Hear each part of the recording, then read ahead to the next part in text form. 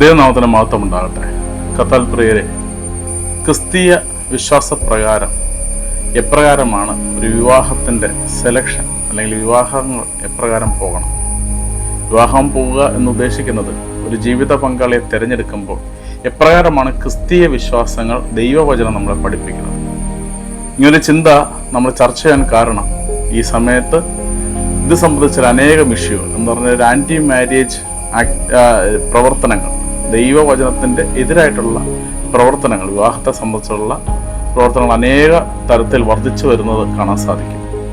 അങ്ങനെ വരുന്ന ഈ അവസരത്തിലാണ് നമ്മൾ ഈ വിഷയം ചർച്ച ചെയ്യുന്നത്. ആദ്യമായിട്ട് തന്നെ പറയട്ടെ, ദൈവവചനത്തിൽ ബൈബിളിൽ നമ്മൾ കാണുമ്പോൾ ഉൽപ്പത്തി ദൈവമാണ് വിവാഹം എന്ന ഒരു സമ്പ്രദായം അല്ലെങ്കിൽ അങ്ങനെ ഒരു രീതി കൊണ്ടുവന്നത്. ഉൽപ്പത്തി പുസ്തകം 2-ാം അധ്യായം 18-ാം വാക്യം നമ്മൾ പരിശോധിക്കുന്ന ഇപ്രകാരം മനസ്സിലാകും: മനുഷ്യൻ ഏകനായിരിക്കുന്നത് നന്നല്ല, അവൻ ചേർന്ന ഇണയെ ഞാൻ നൽകും എന്ന് ദൈവമാണ് പറയുന്നത്. അപ്പൊ ചേർന്ന ഇണയെ നൽകുന്നത് ദൈവമാണ്, ഏകനാകാതെ ചേർന്ന ഇണയെ നൽകുന്നത്. അപ്പോൾ ദൈവം ഒരുക്കുന്ന ഒരു ഇണ, അതാണ് ഉൽപ്പത്തി നമ്മൾ പഠിക്കുമ്പോൾ ദൈവവചനത്തിൽ കാണാനായിട്ട് സാധിക്കും. അതുപോലെ തന്നെ തുടർന്ന് നമ്മൾ ബൈബിൾ വായിക്കുമ്പോൾ അനേകം വിവാഹ സംബന്ധമായിട്ടുള്ള കാര്യങ്ങളെല്ലാം കാണാൻ സാധിക്കും. പ്രത്യേകിച്ച് ആദം ഹവ്വയെ അവർ സ്വർഗ്ഗത്തിൽ നിന്ന് ഭൂമിയെത്തിയ സമയത്ത് അവർക്ക് വസ്ത്രം വരെ തുന്നി കൊടുക്കുന്നത്, നെയ്തു കൊടുക്കുന്നത് പിതാവായ ദൈവമാണ്. എന്ന് പറഞ്ഞാൽ പിതാവ് അവരുടെ കൂടെ, ദൈവവും ആദം ഹവ്വയും കൂടെ ദൈവവും, അങ്ങനെ ഈ 3 പേര് തമ്മിലുള്ള ആ ചേർന്നുള്ള, അത് സ്വർഗത്തിനായാലും ഭൂമിയിലായപ്പോഴും അവർ ചേർന്ന് മുന്നോട്ട് പോകുന്നത് കാണാൻ സാധിക്കും. ഉൽപ്പത്തി പുസ്തകം വീണ്ടും അങ്ങോട്ട് കാണാൻ സാധിക്കുമ്പോൾ അബ്രഹാമിനെ കാണാൻ സാധിക്കുമ്പോൾ അബ്രഹാം പറയുന്നുണ്ട്, തൻ്റെ ദാസനോട് പറയുന്നുണ്ട്, നീ കാനാന്യ സ്ത്രീകളുടെ ഇടയിൽ നിന്ന് എൻ്റെ മകനായ ഇസഹാക്കിന് ഒരു സ്ത്രീയെ കണ്ടുപിടിക്കരുത്. നീ എൻ്റെ ദേശമായ അല്ലെങ്കിൽ തൻ്റെ ചാർച്ചക്കാരുടെ ഇടയിൽ നിന്ന് മാത്രമേ ഇസഹാക്കിന് പെൺകുട്ടിയെ കണ്ടുപിടിക്കാവൂ. ഉൽപ്പത്തി പുസ്തകം 24-ാം അധ്യായം 3-4 വാക്യം പരിശോധിക്കുന്ന നമുക്കത് വളരെ വ്യക്തമായി കാണാൻ സാധിക്കും. കാനാന്യരുടെ പെൺമക്കളിൽ നിന്ന് എൻ്റെ മകന് ഭാര്യയെ തിരഞ്ഞെടുക്കുകയില്ലെന്ന് നീ എന്നോട് സത്യം ചെയ്യണം. വൃത്തിനെ കൊണ്ട് സത്യം ചെയ്യിക്കുകയാണ്. 4-ാം വാക്യം, എൻ്റെ ചാർച്ചക്കാരുടെ ഇടയിൽ പോയി വേണം തൻ്റെ മകനായ ഇസഹാക്കിനെ പെണ്ണ് കണ്ടുപിടിക്കുക. അപ്പോൾ അന്യ ഒരു വിഭാഗത്തു നിന്ന്, എന്തുകൊണ്ട് കാനാന്യരുടെ ഇടയിൽ നിന്ന് പെണ്ണിനെ തൻ്റെ മകനായ ഇസഹാക്കിനെ കണ്ടുപിടിക്കരുതെന്ന് അബ്രഹാം നിർബന്ധപ്പെടുകയും സത്യം ചെയ്യണമെന്ന് ദാസനോട്, ദാസൻ തൻ്റെ തുടയിൽ കൈവച്ച് ദാസനോട് സത്യം ചെയ്യിപ്പിക്കുകയാണ് അബ്രഹാം. ഒരിക്കലും ഒരു കാരണവശാലും അന്യജാതി അല്ലെങ്കിൽ അന്യ സംസ്കാരത്തെ ഫോളോ ചെയ്യുന്ന, അന്യ ദേവന്മാരെ ആരാധിക്കുന്ന കാനാൻ ഗോത്രങ്ങൾ 12 ഗോത്രങ്ങളുണ്ട്. കാനാൻ അടക്കം 12 ഗോത്രങ്ങൾ. ഈ 12 കാനാന്റെ ഗോത്രങ്ങളുടെ ഇടയിൽ നിന്ന് ഒരു കാരണവശാലും എൻ്റെ മകനായ അല്ലെങ്കിൽ യഹോവയെ സേവിക്കുന്ന ഞാനും എൻ്റെ കുടുംബവും, എൻ്റെ കുടുംബത്തിലെ മകനായ ഇസ്ഹാക്ക് യഹോവയെ സേവിക്കുന്നവനാണവൻ, അവന് അന്യദേവന്മാരെ ആരാധിക്കുന്ന പെൺകുട്ടികളിൽ നിന്ന് നീ തിരഞ്ഞെടുക്കരുത് നിർബന്ധം പിടിക്കുന്ന അബ്രഹാമിനെ കാണാൻ സാധിക്കും. അതെന്തുകൊണ്ടാണ് ബൈബിളിൽ വളരെ വ്യക്തമായിട്ട് അബ്രഹാം ഈ തീരുമാനം എടുക്കുന്നത്? അന്യജാതി അല്ലെങ്കിൽ ഉദ്ദേശിക്കുന്നത് അന്യദേവനെ ആരാധിക്കുന്ന ഒരു കാസ്റ്റിൽ നിന്ന് അല്ലെങ്കിൽ സംസ്കാരത്തിൽ നിന്ന്, ഒരു കൾച്ചറിൽ നിന്ന് ഒരു കാരണവശാലും തൻ്റെ മകന് സ്ത്രീയെ എടുക്കരുത്. ഉൽപ്പത്തി പുസ്തകം 27-ാം അധ്യായം 36-ാം വാക്യത്തിലേക്ക് നമ്മൾ വരുമ്പോൾ അവിടെ റബേക്കയും ഇസ്ഹാക്കും, അടുത്ത നെക്സ്റ്റ് ജനറേഷനിൽ ഇസ്ഹാക്ക് റബേക്കയും വളരെ ശാഠ്യം പിടിക്കും. തൻ്റെ മകനായ യാക്കോബിന് സ്ത്രീകളെ അന്വേഷിക്കുമ്പോൾ ഒരു കാരണവശാലും ഹിത്യരുടെ ഇടയിൽ നിന്ന് പെണ്ണ് സ്ത്രീയെ ആലോചിക്കരുത്. 28-ാം അധ്യായം 1-ാം വാക്യം നമ്മൾ വായിക്കുമ്പോൾ കാനാ സ്ത്രീകളെ നീ വിവാഹം ചെയ്തെന്ന് ഇസ്ഹാക്ക് തൻ്റെ മകനായ യാക്കോബിനോടും പറയുന്നത് കാണാൻ സാധിക്കും. അബ്രഹാം തൻ്റെ മകനായ ഇസ്ഹാക്കിന് എടുത്തതും തൻ്റെ ചാർച്ചക്കാരുടെ ഇടയിൽ നിന്ന്, തൻ്റെ യഹോവയെ ആരാധിക്കുന്ന ഭവനത്തിൽ നിന്ന്.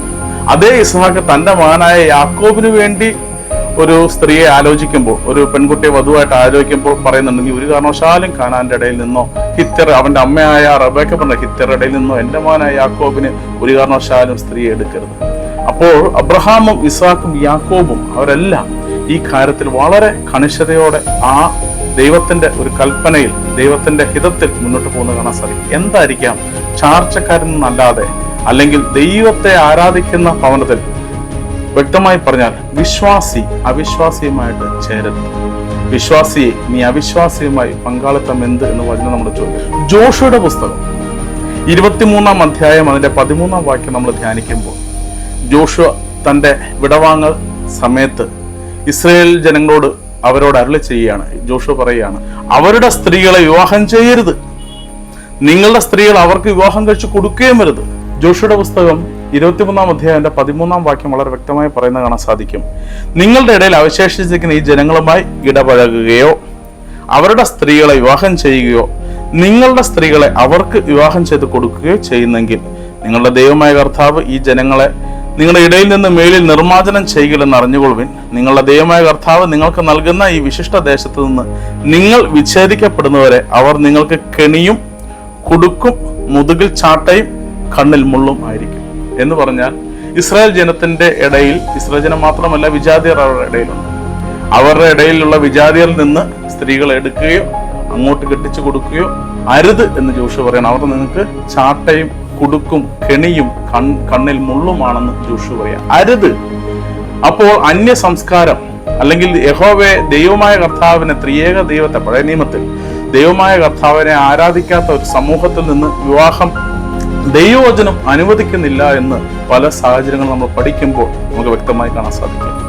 യെസ്രായുടെ പുസ്തകം 9-ാം അധ്യായം അതിന്റെ 11-12 വാക്യങ്ങൾ നമ്മൾ ധ്യാനിക്കുമ്പോൾ ഇസ്രായേൽ ജനത്തോട് പറയുകയാണ്, അവിടുത്തെ ദാസന്മാരായ പ്രവാചകന്മാരോട് അങ്ങ് അരുളി ചെയ്തു, നിങ്ങൾ അവകാശമാക്കാൻ പോകുന്ന ദേശം തദ്ദേശവാസികളുടെ മ്ലേച്ഛതകൾ കൊണ്ട് മലിനമാണ്. അവർ അത് ഒരറ്റം മുതൽ മറ്റേ അറ്റം വരെ മ്ലേച്ഛത കൊണ്ട് നിറഞ്ഞിരിക്കുന്നു. അതിനാൽ നിങ്ങളുടെ പുത്രന്മാർ അവരുടെ പുത്രന്മാർക്കോ അവരുടെ പുത്രന്മാർ നിങ്ങളുടെ പുത്രന്മാർക്കോ ഭാര്യമാരാകരുത്. അവരുടെ സമാധാനവും സമൃദ്ധിയും തേടുകയും വരുത്. നിങ്ങൾ ശക്തി ആർജിച്ച് ദേശത്തെ വിഭവങ്ങൾ അനുഭവിക്കുകയും അത് മക്കൾക്ക് ശാശ്വത അവകാശമായി കൊടുക്കുകയും ചെയ്യുന്നതിന് അവർക്ക് സമാധാന ഐശ്വര്യവും കാക്ഷിക്കരുത്. ഇവിടെ പറയുകയാണ്, മ്ലേച്ഛതയിൽ ജീവിക്കുന്ന ഒരു ജനത്തിൽ നിന്ന് നിങ്ങളുടെ ഭവനത്തിൽ, നിങ്ങളുടെ കുടുംബത്തിലേക്ക് മ്ലേച്ഛതയിൽ ജീവിക്കുന്ന അന്യ കൾച്ചറൽ ദേവന്മാരെ ആരാധിക്കുന്ന ഒരു സമൂഹത്തിൽ നിന്ന് നിങ്ങളുടെ ഭവനത്തിലേക്ക് എന്തെടുക്കരുത്? ഒരു വിവാഹ നിശ്ചയം അല്ലെങ്കിൽ ഒരു കൂട്ടായ്മ അല്ലെങ്കിൽ ഒരു വിവാഹത്തെ ഒരു ഭാര്യ എടുക്കരുത്, ഭർത്താവിനെ എടുക്കരുത്. തിരിച്ച് ഇവിടെ നിന്ന് അങ്ങോട്ട് കെട്ടിച്ചു കൊടുക്കുകയും വരുത് എന്ന് യെസ്രാ പുസ്തകം 9-ന്റെ 11-12 വാക്യം ധ്യാനിക്കുമ്പോൾ നമുക്കത് വളരെ മനസ്സിലാവും. എന്തുകൊണ്ടാണ് ദൈവം ഒരു കാരണവശാലും, ദൈവവചനത്തിലൂടെ നമുക്ക് പരിശോധിക്കുമ്പോൾ ഒരു കാരണവശാലും അന്യ കൾച്ചറിൽ നിന്ന്, അന്യ ദേവനെ ആരാധിക്കുന്ന ഒരു സമൂഹത്തിൽ നിന്ന് അവരുടെ മക്കളെയോ മകനെയോ മകളെയോ വിവാഹ നിശ്ചയം വിവാഹം ചെയ്യരുത് എന്ന് വ്യക്തമായി ദൈവവചനം പറയാനുള്ള കാരണം എന്തായിരിക്കും? നമ്മൾ ആലോചിക്കുമ്പോൾ വിചാരിക്കാം, എല്ലാവരും മനുഷ്യരല്ലേ? ഒന്നുകൂടെ കടന്നു ചിന്തിക്കാം, എല്ലാ മനുഷ്യരെയും ദൈവം ഉണ്ടാക്കിയതല്ലേ? മനുഷ്യരെ സൃഷ്ടിച്ച ദൈവമാണെങ്കിൽ എന്തുകൊണ്ട് ദൈവം മനുഷ്യരെ തന്നെ വിവാഹം കഴിക്കാൻ അനുവദിക്കുന്നില്ല? ഇങ്ങനെ ഒരു ദൈവമുണ്ടോ? ഇത് ആണോ നീതി? എന്നാൽ ദൈവവചനം പരിശോധിക്കുമ്പോൾ അതിൻ്റെ കാരണങ്ങൾ നമുക്ക് വളരെ വ്യക്തമായിട്ട് മനസ്സിലാകാൻ സാധിക്കും. നമുക്ക് തുടർന്ന് കണ്ടു പോകുമ്പോൾ നമുക്ക് മനസ്സിലാകാം. ഒരുപക്ഷെ ഇന്റർ കാസ്റ്റ് മാരേജ് ഒക്കെ ആയിട്ട് മുന്നോട്ട് പോയവരുണ്ട്, അങ്ങനെ ആലോചിക്കുന്നവരുണ്ടാകാം.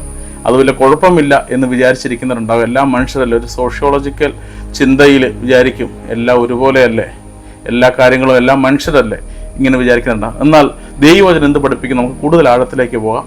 മലാഖി 2:11 ഇപ്രകാരം പറയുക, യൂദ വിശ്വാസവഞ്ചന കാണിച്ചിരിക്കുന്നു, ജെറുസലേമിലും ഇസ്രായേലിലും മ്ലേച്ഛ പ്രവൃത്തികൾ നടന്നിരിക്കുന്നു. കർത്താവിന് പ്രിയപ്പെട്ട വിശുദ്ധ മന്ദിരത്തെ യൂദ അശുദ്ധമാക്കി അന്യദേവന്റെ പുത്രിയെ വിവാഹം ചെയ്തിരിക്കുന്നു. യൂദ, നീ അന്യദേവന്റെ പുത്രിയെ വിവാഹം ചെയ്തു. ഇനി എന്താണ് അതിന്റെ കോൺസിക്വൻസസ്? അന്യദേവന്റെ പുത്രിയെ യൂദ വിവാഹം ചെയ്താൽ അവൻ എന്ത് ഭവിക്കും? ഇങ്ങനെ ചെയ്യുന്നതിന് വേണ്ടി സാക്ഷ്യം നിൽക്കുകയോ സൈന്യങ്ങളുടെ കർത്താവിനെ കാഴ്ച അർപ്പിക്കുകയോ ചെയ്യുന്നവനെ യാക്കോബിന്റെ കൂടാരത്തിൽ നിന്ന് കർത്താവ് വിച്ഛേദിക്കട്ടെ. ഇങ്ങനെ ചെയ്യുന്നവന് വേണ്ടി സാക്ഷ്യം നിൽക്കുക പോലും ചെയ്യരുത്. സൈന്യങ്ങളുടെ കർത്താവിന് അവൻ കാഴ്ച അർപ്പിക്കുകയോ ചെയ്യരുത്. അങ്ങനെ ചെയ്യുന്നവനെ യാക്കോബിന്റെ കൂടാരത്തിൽ, എന്ന് പറഞ്ഞാൽ യാക്കോബിന്റെ കൂടാരം സ്വർഗത്തിൽ നിന്ന് ദൈവം വിച്ഛേദിക്കട്ടെ എന്ന് പറഞ്ഞാൽ അന്യദേവന്റെ പുത്രെ വിവാഹം ചെയ്യുന്നവനെയും അതിന് കൂട്ടുനിൽക്കുന്നവനെ, അതിനെ സഹായിക്കുന്നതിനെ പോലും ദൈവം പറയാണ്, നിന്നെ യാക്കോബിന്റെ കൂടാരത്തിൽ നിന്നെ ഛേദിച്ചു കളയും. സ്തോത്ര, ഹല്ലേലൂയ എന്ന് പറഞ്ഞാൽ ദൈവം വളരെ വെറുക്കുകയാണ്. അന്യദേവന്റെ പുത്രയെ നീ വിവാഹം ചെയ്തു, നിന്നെ ഞാൻ വിച്ഛേദിച്ചു കളയും. നിന്റെ ബലിയും നിന്റെ കാഴ്ചവസ്തു ഒന്നും വേണ്ട എന്ന് ദൈവം പറയാണ്. നിങ്ങൾ ഇതും ചെയ്യുന്നു, അവിടെ നിന്ന് നിങ്ങളുടെ കാഴ്ചകളെ പരിഗണിക്കുകയോ അതിൽ പ്രസാദിക്കുകയോ ചെയ്യാത്തതിനാൽ നിങ്ങൾ തേങ്ങിക്കരഞ്ഞ് കർത്താവിന്റെ ബലിപീഠം കണ്ണുനീര് കൊണ്ട് മൂടുന്നു. ആ വചനം അവസാനത്തേക്ക് വായിക്കുമ്പോൾ ഇവിടെ പറയുകയാണ്, മലാഖി 2:16 പറയാണ്, ഇസ്രായേലിന്റെ ദൈവമായ കർത്താവ് അരുളി ചെയ്യുന്ന വിവാഹമോചനത്തെ ഞാൻ വെറുക്കുന്നു. ഒരുവൻ തന്റെ വസ്ത്രം അക്രമം കൊണ്ട് പൊതിയുന്നതിനെയും ഞാൻ വെറുക്കുന്നു. അതുകൊണ്ട് നിങ്ങൾ ശ്രദ്ധയോടെ വ്യാപരിക്കുക, അവിശ്വസ്തത കാണിക്കരുത്. അന്യദേവന്റെ പുത്രിയെ വിവാഹം ചെയ്ത യൂദയെ നിന്നെ യാക്കോബിന്റെ കൂടാരത്തിൽ നിന്ന് നിന്നെ പുറത്താക്കിയിരിക്കുകയാണ്. അന്യദൈവത്തെ ആരാധിക്കുന്ന ഒരു വ്യക്തിയെ ഇവിടെ ദൈവം പറയണം, നിന്നെ ദൈവസന്നിധിയിൽ നിന്നെ പ്രവേശിക്കത്ത പോലും. ദൈവത്തിനും വളരെ കർക്കശമായിട്ട് പറയാണ്, വേറെ ഒരു കൾച്ചറിൽ നിന്ന്, വേറെ ഒരു സ്വഭാവത്തിൽ നിന്ന് ഉള്ള വ്യക്തികളെ വിവാഹം ചെയ്ത നിന്നെ പുറത്താക്കും. എന്തിനാ ദൈവം ഇങ്ങനെ പറയാൻ സാധിക്കുന്നത്? നമുക്ക് ദൈവവചനത്തിൽ ഒരുപാട് എക്സാമ്പിൾ നമുക്ക് മനസ്സിലാക്കാൻ സാധിക്കും. ഒന്നാമതായി നമുക്ക് സാംസൺ എന്ന് പരിശോധിച്ച് നോക്കാം. ഈ ന്യായാധിപന്മാരുടെ പുസ്തകം 14-ാം അധ്യായത്തിലും 16-ാം അധ്യായത്തിലും 14:2 അതുപോലെ 16:4 നമുക്ക് കാണുമ്പോൾ സാംസൺ വിജാതീയ സ്ത്രീകളെ സ്നേഹിക്കുന്നത് കാണാൻ സാധിക്കും. വിജാതീയ സ്ത്രീകളെ അവൻ സ്നേഹിച്ചു, അതവന്റെ കെണിയായി തീർന്നു. ആ സ്ത്രീ വന്ന് സാംസനെ ശല്യപ്പെടുത്തി. നീ പറയുക, നിന്റെ ശക്തിയുടെ രഹസ്യം എന്ത്? അവളുടെ ശല്യം അസഖ്യമായപ്പോൾ സാംസണിന്റെ രഹസ്യം പറഞ്ഞു, എന്റെ ശക്തി കുടികൊള്ളുന്ന മുടിയിലാണ്. അതവനൊരു കെണിയായി തീർന്നു. അവൻ ദൈവത്തിന്റെ കൽപ്പന ലംഘിച്ച് വിജാതീയ സ്ത്രീകളെ സ്നേഹിച്ച സാംസന് അവന്റെ ജീവിതം കെണിയായി തീർന്നു. ഇതുകൊണ്ടാ ദൈവം പറഞ്ഞു, നിനക്കതൊരു കെണിയായി തീരും, നിന്റെ കണ്ണിൽ മുള്ളായി മാറും. സ്തോത്രം. അതുകൊണ്ട് സാംസന് സംഭവിച്ചത് ഒരുവനും സംഭവിക്കരുത്. സോളമന്റെ കാര്യം ഒന്ന് പരിശോധിച്ച് നോക്കി. 1 രാജാക്കന്മാർ 11-ാം അധ്യായം 4-ാം വാക്യം വായിക്കുമ്പോൾ, സോളമൻ വാർദ്ധക്യമായപ്പോൾ ഭാര്യമാർ അവന്റെ ഹൃദയത്തെ അന്യദേവന്മാരിലേക്ക് തിരിച്ചു. സോളമന്റെ ഹൃദയത്തെ അന്യദേവന്മാരിലേക്ക്, സോളമന്റെ ഭാര്യമാർ അന്യദേവന്മാരുടെ ആരാധിക്കുന്ന വ്യക്തികളാണ്. സോളമന്റെ ഹൃദയത്തെ അന്യദേവന്മാരിലേക്ക് തിരിക്കുന്നത് കാണാൻ സാധിക്കും. അത് നിങ്ങൾക്കത് കെണിയായി തീരുമെന്ന് ദൈവവചനം പറയുക. നിന്റെ കുടുംബജീവിതം നശിപ്പിച്ചു കളയും. യേശുവേ സ്തോത്രം ചെയ്യുന്നു. അതുകൊണ്ട് ദൈവവചനം പരിശോധിക്കുമ്പോൾ അന്യ കൾച്ചറിൽ ഉള്ള അല്ലെങ്കിൽ അവിശ്വാസിയായ ഒരു വ്യക്തിയെ നമുക്ക് ഒരുപക്ഷെ നമ്മൾ വിചാരിക്കും, ഇത് കേൾക്കുമ്പോൾ വിചാരിക്കും അവള് ഒരുപക്ഷെ അന്യ സ്ത്രീയെ അല്ലെങ്കിൽ അന്യ പുരുഷനെ എന്ന് പറഞ്ഞാൽ അന്യദേവനെ ആരാധിക്കുന്ന ഒരു വ്യക്തിയല്ല ദൈവം പറയുന്നുള്ളൂ, ക്രിസ്ത്യാനി ആയാൽ പോരെ. എന്നാൽ അവിടെയും വളരെ പരിശോധിച്ച് നോക്കുമ്പോൾ അറിയാം, വിശ്വാസിക്ക് ദൈവവചനം നമ്മളോട് ചോദിക്കുക. പുതിയ നിയമത്തിലേക്ക് വരുമ്പോൾ നമ്മൾ 2 കൊരിന്ത്യർ 6:14 ചോദിക്കുക, നിങ്ങൾ അവിശ്വാസികളുമായി കൂട്ടുകൂടരുത്. ഒരുവൻ ഭർത്താവ് വിശ്വാസിയാണ്, ഭാര്യ അവിശ്വാസിയാണ്, എന്ത് ചെയ്യാൻ സാധിക്കും? ഇവിടെ ചോദിക്കുകയാണ്, 2 കൊരിന്ത്യർ 6-ാം അധ്യായം 14-ാം വാക്യം പറയാണ്, നിങ്ങൾ അവിശ്വാസികളുമായി കൂട്ടുചേരുന്നത്. അപ്പോൾ ക്രിസ്ത്യാനി കുടുംബം തന്നെയാണ്, അവൾ ക്രിസ്ത്യാനിയാണല്ലോ, അവൻ ക്രിസ്ത്യാനിയാണല്ലോ. പക്ഷെ അവിശ്വാസിയാണെങ്കിൽ ക്രിസ്ത്യാനി കുടുംബത്തിൽ ജനിച്ചെന്നും പറഞ്ഞ് ദൈവത്തെ ആരാധിക്കണമെന്നില്ല. ഒരുവൻ പ്രാർത്ഥനക്കാരനാണ്, എന്നാൽ അന്വേഷിച്ച് കണ്ടെത്തി വെച്ചേക്കുന്ന വ്യക്തി പ്രാർത്ഥനയിലൊന്നുമില്ല എങ്കിൽ അതെങ്ങനെ ചേരും? ഇവിടെ വചനം 2 കൊരിന്ത്യർ 6:14 ചോദിക്കുകയാണ്, നിങ്ങൾ അവിശ്വാസിയുമായി കൂട്ടുചേരരുത്. നീതിയും അനീതിയും തമ്മിൽ എന്ത് പങ്കാളിത്തമാണുള്ളത്? പ്രകാശത്തിന് അന്ധകാരവുമായി എന്ത് കൂട്ടുകെട്ടാണുള്ളതെന്ന് ദൈവവചനം ചോദിക്കുക. അപ്പോൾ അങ്ങനെ പരിശോധിച്ച് നോക്കുമ്പോൾ അന്യദേവന്റെ അല്ലെങ്കിൽ അന്യ കൾച്ചർ ഫോളോ ചെയ്യുന്നവരെ മാത്രമല്ല ഇങ്ങനെ ദൈവവചനം പരിശോധിക്കുന്നത്. ദൈവവചനം വളരെ ആഴത്തിൽ പരിശോധിക്കുമ്പോൾ നീ അവിശ്വാസിയുമായി കൂട്ടുചേരരുത്. അവിശ്വാസിയുമായുള്ള പങ്കാളിത്തം എന്ത് പങ്കാളിത്തമാണുള്ളത്? പ്രാർത്ഥനക്കാരാ, ദൈവം നിന്നെ വിശ്വാസത്തിലേക്ക് വിളിച്ച് വീണ്ടെടുത്തതാ. ദൈവം നിന്നെ ദൈവരാജ്യത്തിലേക്ക് വിളിച്ച് ചേർത്തിരിക്കുന്ന, ദൈവം നിന്നെ വിലയ്ക്ക് വാങ്ങിയിരിക്കുന്ന തന്റെ രക്തം കൊടുത്തു. ഇങ്ങനെ വിലയ്ക്ക് വാങ്ങിയ സ്ത്രീയോടും പുരുഷനോടും ദൈവം പറയും, നീ ദൈവം വിലയ്ക്ക് വാങ്ങിയത്. എവിടെയാ പറയുന്നത്? 1 കൊരിന്ത്യർ 6-ാം അധ്യായം അതിന്റെ 19-ാം വാക്യം ധ്യാനിക്കുമ്പോൾ, നിങ്ങൾ വസിക്കുന്ന ദൈവത്വമായ പരിശുദ്ധാത്മാവിന്റെ ആലയമാണ് നിങ്ങളുടെ ശരീരം നിങ്ങൾക്ക് അറിഞ്ഞുകൂടെ. നിങ്ങൾ നിങ്ങളുടെ സ്വന്തമല്ല. അതിന്റെ 20-ാം വാക്യം 1 കൊരിന്ത്യർ 6:20 പറയുകയാണ്, നിങ്ങൾ വിലയ്ക്ക് വാങ്ങപ്പെട്ടവരാണ്, ആകയാൽ നിങ്ങളുടെ ശരീരത്തിൽ ദൈവത്തെ മഹത്വപ്പെടുത്തും. ഞാനൊരു വിശ്വാസത്തിലേക്ക് ദൈവം എന്നെ വിളിച്ച് വീണ്ടെടുത്തവനാണെങ്കിൽ, ദൈവം നിന്നെ വിളിച്ച് ദൈവത്തിന്റെ കൃപയാൽ നിന്നെ ദൈവസഭയിലേക്ക് ചേർക്കപ്പെട്ടവളാണെങ്കിൽ, നീ വിലയ്ക്ക് വാങ്ങപ്പെട്ടവളാണ്. നീ വിലയ്ക്ക് വാങ്ങപ്പെട്ടവനാ. നിന്റെ ശരീരം ദൈവത്തിന്റെ ആലയമാണ്. നിങ്ങൾ നിങ്ങളുടെ സ്വന്തമല്ല, നിങ്ങൾ ദൈവം വിലയ്ക്ക് വാങ്ങിയതാണ്. എവിടെ നിന്ന്? ശാപത്തിൽ നിന്ന്, അന്ധകാരത്തിന്റെ കെട്ടുകളിൽ നിന്ന്, സാത്താന്റെ ആധിപത്യത്തിൽ നിന്ന് യേശുവിന്റെ രക്തത്താൽ നിങ്ങൾ വീണ്ടെടുക്കപ്പെട്ടവർ. അങ്ങനെ വീണ്ടെടുക്കപ്പെട്ട ഞാനോ നമ്മൾ ഓരോരുത്തരുമോ ദൈവവാനത്തിൽ ജീവിക്കുന്നവരാണെങ്കിൽ, നീ അവിശ്വാസിയുമായി അന്ധകാരവുമായി എന്ത് കൂട്ടുകെട്ട് നീ കൂട്ടുചേരരുതെന്ന് 1 കൊരിന്ത്യർ 6:14 നമ്മളെ പഠിപ്പിക്കുക. എഫേസ്യർ 5:29 നമ്മൾ ധ്യാനിക്കുമ്പോൾ, ആരും ഒരിക്കലും സ്വന്തം ശരീരത്തെ വെറുക്കുന്നില്ലല്ലോ. ക്രിസ്തു സഭ എന്ന പോലെ അവൻ അതിനെ പരിപോഷിപ്പിക്കുകയും പരിപാലിക്കുകയും ചെയ്യുന്നു. എന്തെന്നാൽ നാം അവൻ്റെ ശരീരത്തിൻ്റെ അവയവങ്ങളാണ്. ഇക്കാരണത്താൽ പുരുഷൻ പിതാവിനെയും മാതാവിനെയും വിട്ട് ഭാര്യയോട് ചേരും, അവർ രണ്ടുപേരും ഒന്നാവുകയും ചെയ്യും. ഇത് ഒരു വലിയ രഹസ്യമാണ്. സഭയോടും ക്രിസ്തുവിനോടും ബന്ധപ്പെടുത്തിയാണ് ഞാനിത് പറയുന്നത്. ചുരുക്കത്തിൽ നിങ്ങളിൽ ഓരോ വ്യക്തിയും തന്നെ പോലെ തന്നെ ഭാര്യയെ സ്നേഹിക്കണം. ഭാര്യയാകട്ടെ ഭർത്താവിനെ ബഹുമാനിക്കുകയും വേണം. ക്രിസ്തീയ വിവാഹ രീതി ഒരു വലിയ രഹസ്യമാണ്. സ്വന്തം ശരീരത്തെ വെറുക്കുന്നില്ല, അതുപോലെ ക്രിസ്തു സഭ എന്ന പോലെ അതിനെ പരിപോഷിക്കുകയും പരിപാലിക്കുകയും ചെയ്യുന്നു. എന്നാൽ നാം ക്രിസ്തുവിന്റെ ശരീരത്തിന്റെ അംഗങ്ങളായ പോലെ അവരും ഭാര്യ അല്ലെങ്കിൽ ഭർത്താവ് തൻ്റെ ശരീരത്തിന്റെ അവയവമാണ്, തന്നെ ശരീരമാണ്. ഇതൊരു ക്രിസ്തീയ രഹസ്യമാണ്. ക്രിസ്തുവിൽ സഭയാക്കപ്പെട്ട രണ്ട് പേരാണ് അവിടെ ഒന്നാകുന്നത്. ക്രിസ്തുവിന്റെ ശരീരത്തിന്റെ ഭാഗമായ രണ്ടുപേര് ഒന്നാകുമ്പോൾ അത് ക്രിസ്തുവിന്റെ ശരീരത്തിന്റെ അവയവങ്ങളായിട്ട് ക്രിസ്തുവിനോട് ചേരുക എന്ന് പറഞ്ഞാൽ ദൈവഭക്തര്, ദൈവമക്കളെ അല്ലാതെ ആര് കർത്താവ് തേടുന്നത്? ദൈവമക്കളാണ് ഒന്നാകേണ്ടത്. അല്ലെങ്കിൽ ദൈവവനത്തെ അനുസരിക്കുന്നവർ, ക്രിസ്തുവിനെ രക്ഷകനും നാഥനുമായി സ്വീകരിച്ചവർ, ദൈവിക കൽപ്പനയെ അനുസരിക്കുന്നവർ ഒന്നാകുവാണെങ്കിൽ അവിടെ ക്രിസ്തുവിന്റെ ശരീരമായി നമ്മൾ മാറുകയാണ്. ഇതൊരു വലിയ രഹസ്യമാണ് എന്ന് ദൈവവചനം പറയും. വിജാതിരെ അന്യദേവനെ ആരാധിക്കുകയോ അന്യ പ്രിൻസിപ്പിളിൽ അന്യ കൾച്ചറിൽ പോവുകയോ ചെയ്യുന്നെങ്കിൽ അവിടെ വലിയ പ്രശ്നങ്ങളാണ് ഓരോ ഭവനത്തിന്റെ മേലും അവിടെ കടന്നു വരുന്നത്. നമുക്ക് മനസ്സിലാക്കാൻ സാധിക്കും. ഉദാഹരണം, ഇപ്പോൾ നമുക്കറിയാം ഇന്റർകാസ്റ്റ് മാരേജുകളാണെങ്കിൽ എന്തൊക്കെയാണ് അതിന്റെ കോൺസിക്വൻസസ്? ഒന്ന് നമുക്കറിയാം, ഒരു സ്പിരിച്വൽ മിസ്അണ്ടർസ്റ്റാൻഡിങ് ആ ഫാമിലിയിൽ ഉണ്ടാവും. എങ്ങനെ പോകണം എന്നൊരു കോൺഫ്ലിക്റ്റുകൾ ഉണ്ടാകാം, അല്ലെങ്കിൽ അവരുടെ വിശ്വാസങ്ങൾ, അവരുടെ സ്പിരിച്വൽ വാല്യൂസിലെല്ലാം ഒരുപാട് പ്രശ്നങ്ങൾ നമുക്ക് ഈ കറണ്ട് ഇഷ്യൂസിൽ നമുക്ക് കാണാൻ സാധിക്കും, കറണ്ട് സിറ്റുവേഷൻസിൽ നമുക്ക് കാണാൻ സാധിക്കും. അല്ലെങ്കിൽ അവരുടെ കുഞ്ഞുങ്ങളെ വളർത്തുമ്പോൾ ഏത് വിശ്വാസത്തിൽ കുഞ്ഞുങ്ങൾ പോകും? പലരുടെ രീതി പലതാണ്.